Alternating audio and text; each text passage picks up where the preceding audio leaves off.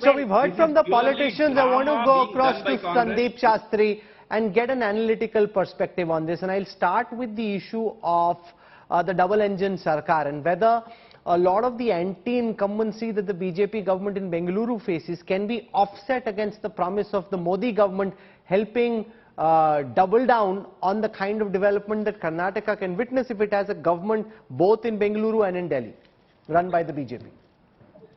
Rahul, this is an important point because if you look at what happened in Uttarakhand and what happened in Goa, the anti-incumbency against the government was offset by the support for the central government and its leadership, and the party was voted back to power. And possibly they are hoping for that in Karnataka, but I must add, Karnataka is a different political ball game. I have another point, Rahul. We had our three spokespersons, very, very articulate, making very important points. But I have a simple question. Why are they all talking about your government and my government rather than our government? Each one is talking about my government did this, your government did that, you did that, we did that. Come on. As Kannadigas, can we talk not of yours and mine, but ours? Because all three of you have been in power over the last 25 years. And all three of you during your time in power did not really demonstrate that capacity to be able to take Karnataka forward. The infrastructure challenges the state faces is not new. The bottlenecks we face are not new. And over the last 3 decades, all three of you have been in power at different points of time. So please, let's stop this blame game and pointing fingers at each other. What has been our collective responsibility towards the people?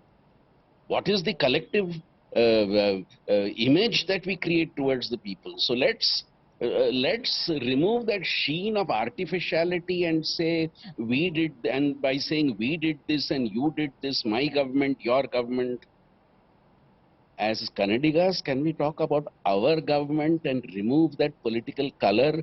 And remember, everybody in the last 3 decades has made promises and not fulfilled them before the voter. And there is empirical proof of that.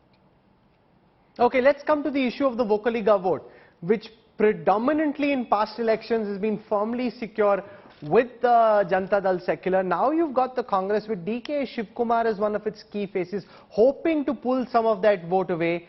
In your understanding and from what you're seeing of the data on the ground, where do you think this crucial 11% of the vote is likely to go in the next election? Rahul, if you look at the previous election, the 2019 election, our data clearly shows that there was a 3-way split of the Vocaliga vote. While the Lingayat vote was concentrated, Vocaliga vote was clearly split. And I think the 2023 Karnataka election is a election for the fight, is a fight for this Vocaliga vote. Because that Vocaliga vote is up for grabs. It is not clearly with any party. And as you saw, Janata Dal seems to have a larger share of it. And I think the effort of both the Congress and the BJP, as also of the Janata Dal, is to consolidate that vote in their favor because they realize this vote is critical. This vote could be the critical vote which would change. No, but I'll tell you one thing. Based on my understanding, Tanveer Ahmed, of the mind of the senior BJP leadership, they're making a big attempt to try and woo South Mysuru, where a lot of that Vocaliga vote is concentrated in the hope of pulling it away from the Janata Dal Secular, potentially turning the next Karnataka election into more of a bipolar contest between the ruling BJP and the Congress, which would like to win Karnataka back. Where does that leave the JDS? See, dreams are absolutely delectable, but reality is quite harsh. Tell me one Vocaliga face which BJP has really promoted to a level where people can really say that this is going to be our future leader. Absolutely none.